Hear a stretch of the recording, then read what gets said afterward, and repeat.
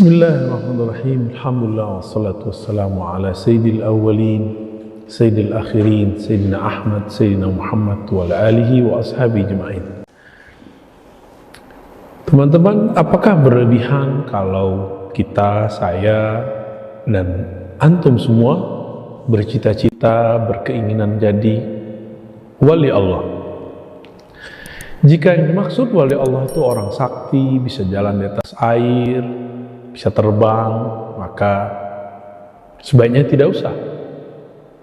Tapi jika yang dimaksud wali Allah adalah orang yang mencintai Allah, orang mencintai Allah adalah orang yang mengenal Allah, orang yang mengenal Allah adalah orang-orang yang mengenal sifatnya, namanya, afalnya, bahkan rahasia-rahasia zatnya.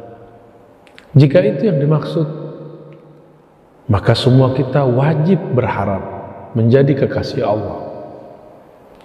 Bukankah dalam Al-Quran, dalam hadis, di dalam banyak dalil ada perintah untuk percaya kepada Allah?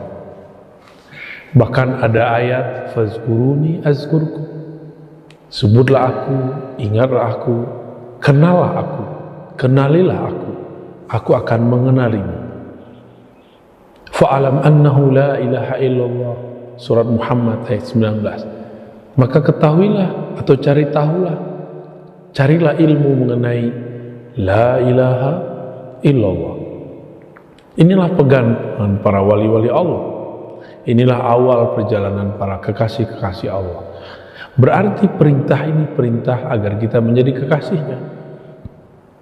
Apakah kita tidak tertarik jika ada ayat menyebutkan ala inna awliya Allah la khaufun alaihim wa lahum yahzanun? Ketahuilah bahwasannya wali-wali Allah, kekasih-kekasih Allah itu la khauf, tidak ada rasa gundah gulana di hatinya apapun keadaannya. Begitu juga yahzan, mereka tidaklah hazan, larut dalam kesedihan. Artinya mereka ini orang yang stabil. Siapakah mereka? Allazina amanu, mereka orang beriman, dan mereka yattaqun, mereka bertakwa. Beriman dan bertakwa itu perintah dari Allah. Maka kalau boleh saya katakan, bukan hanya boleh bercita-cita, tapi kita diperintah untuk mencita-citakan jadi wali Allah. Teman-teman, sahabat yang dimuliakan Allah, jadi wali Allah itu bukan berarti saya harus suci, tidak.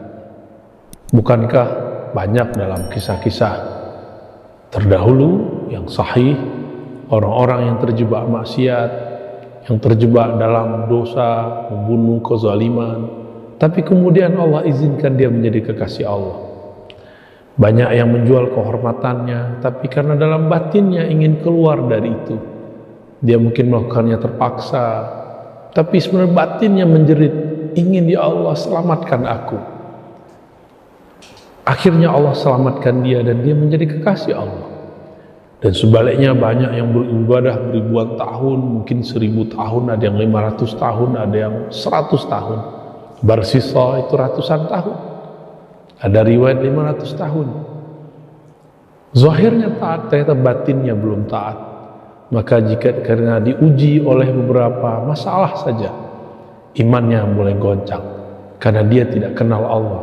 Bagi dia Tuhannya saat taat beda dengan Tuhannya saat maksiat.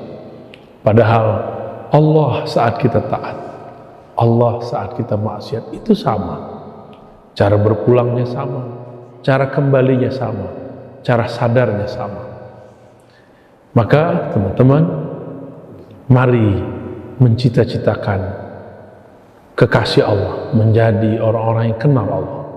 Tiadalah kekasih kecuali kenal, tiadalah kenal kecuali mendekat kepada objek yang akan dikenali. Innallaha, sesungguhnya Allah itu qarib, sangat dekat. Kepada siapa dia dekat? Kepada orang-orang yang muhsinin. Maka lakukanlah kebaikan, kebaikan yang lahir, kebaikan yang batin.